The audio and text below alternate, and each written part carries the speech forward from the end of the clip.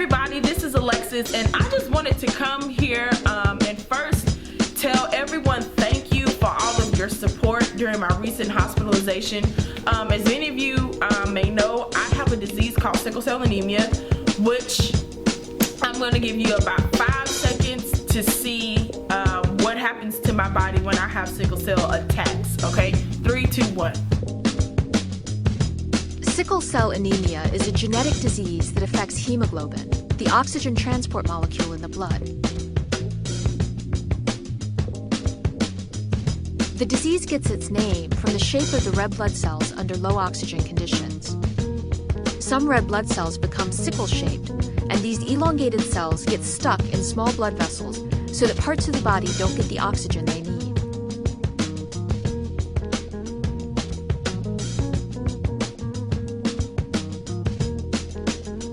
Sickle cell anemia is caused by a single letter change in the DNA. This in turn alters one of the amino acids in the hemoglobin protein. Valine sits in a position where glutamic acid should be.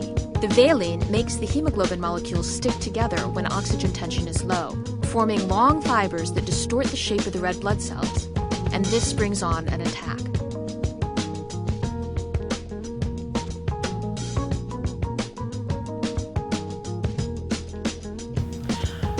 So now that you know what a sickle cell attack looks like as far as like inside of the body, a sickle cell patient like myself has so many layers of things that we deal with when it comes to managing a disease that is genetic. We did not ask for this. Nobody told us.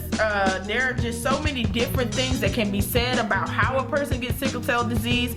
But one thing that I do want to reiterate is that this disease is genetic, which means that many of us suffer with things that are beyond our scope of control.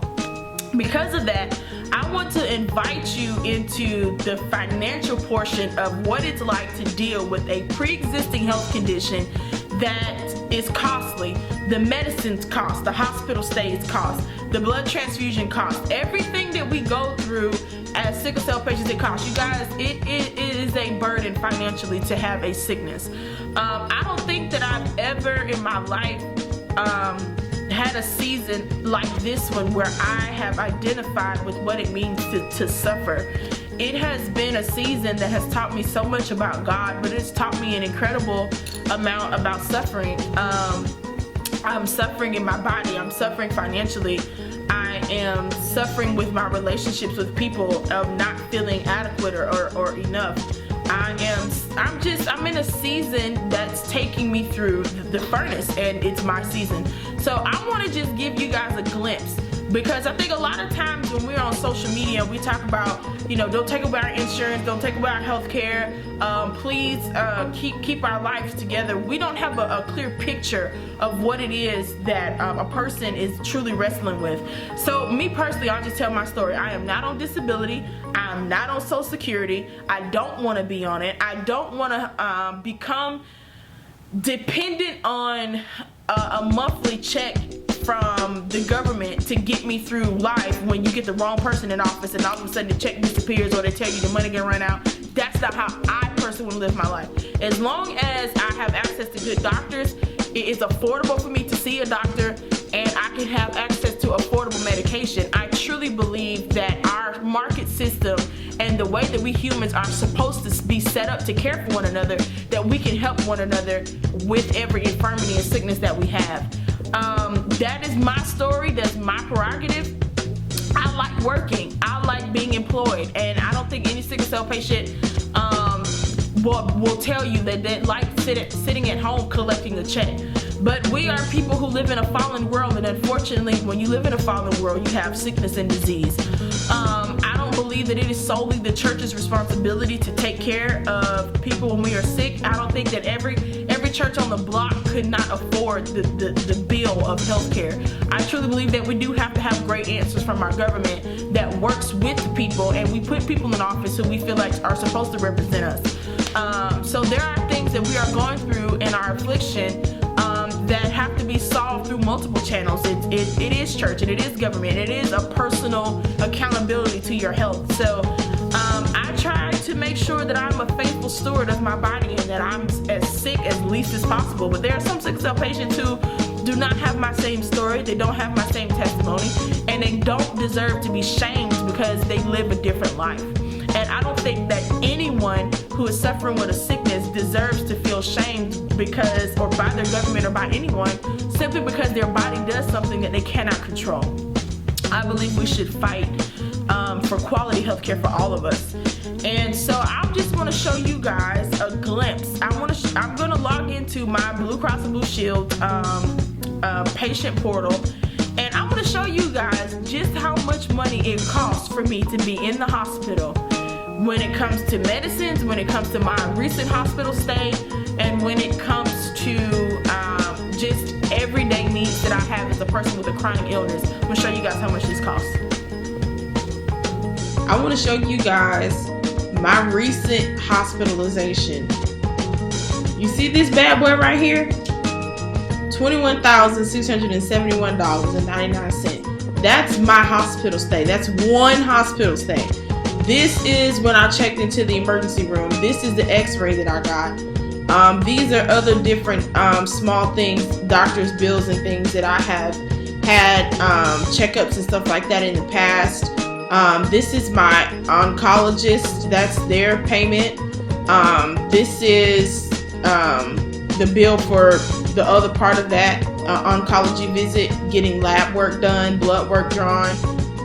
So this is expensive. My insurance will cover about 75% of this, but this is what it's like for someone who has a pre-existing health condition. They were born with a disease. They have insurance that they can afford a little bit, and I said that with quotation marks around it. And we have life. This is what happens. I got hospitalized for a week.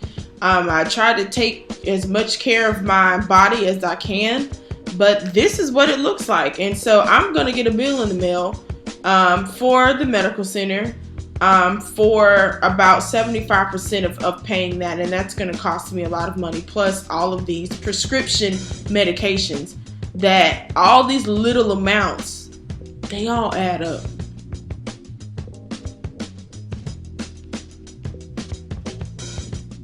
So here we are.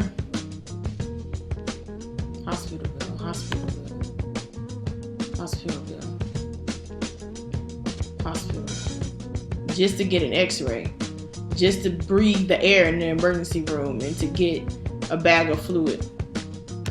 That's what it costs.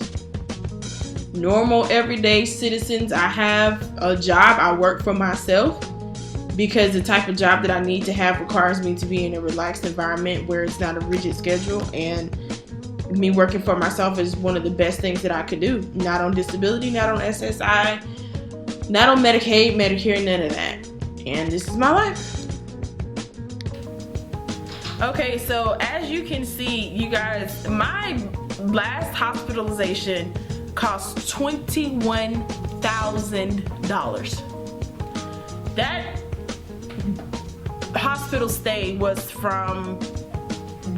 approximately 1 week, and I got 2 units of blood, and I was in there for 7 days.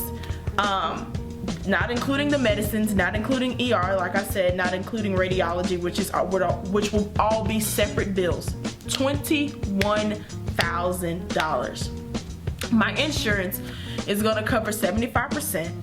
At the end of it all, it will be my responsibility to shuffle the burden of about roughly $5,000 of that one bill, but there's going to be more money that I'm going to owe because of it's going to be 75% of each of those bills that I had that I showed you on there.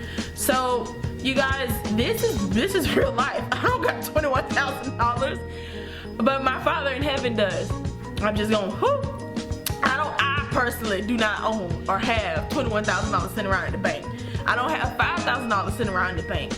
But one thing I do know is that I just, regardless of how that problem gets solved, regardless of if people give, people support my business, which I work, no matter what they choose to do, no matter if people choose to give or not give, I know that I have a Father in heaven who supplies all my need according to his riches and glory. But there's some weird part of me that feels like the modern day woman with the issue of blood.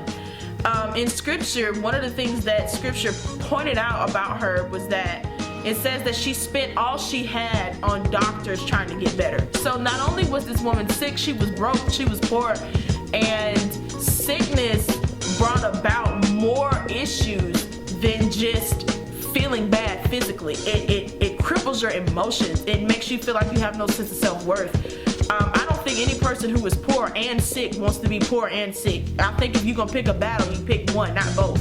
I want people to understand that I'm the face of what it means to be afflicted your entire life, and to have to rest in the fact that, you know, this is a burden. My mom has stepped in and paid many things, many times, and I thank God that she's physically able to work. I thank God for family. I thank God for the fact that my dad, for a season of my life, was in the military, so I had childcare.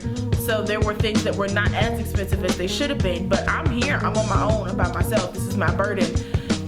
And there are just so many things that I just want people to catch a glimpse of walking in what this is like. So, you know, unlike Jerusalem 2,000 years ago, I have the ability to get on here and to tell you guys this is my issue with blood. This is my story.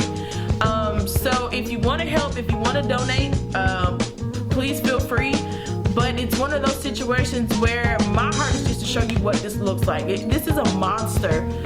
It is a costly monster. And it's painful because some people just don't get it, and they don't want to get it. I think that's the part that kind of hurts, is that you have people that just don't want to care. But this is what a pre-existing health condition looks like. This is what it looks like to owe thousands upon thousands of dollars for something that you did not ask for. 70% of I read a statistic that said 70% of most illnesses are preventable. Most people will try to tell sickle cell patients to not procreate and have children since you know it's genetic. You don't have the right to tell me that. There are just certain things in life that I feel as if people should have the right to, and if I want to have kids, I'm gonna have kids. So, you know, I just pray to the Lord that people are compassionate again, and that we see each other in the light of humility, and we see each other as our fellow brother and sister, and we want to come alongside each other, and we want to help each other, and that we want to be an extension of God in the earth.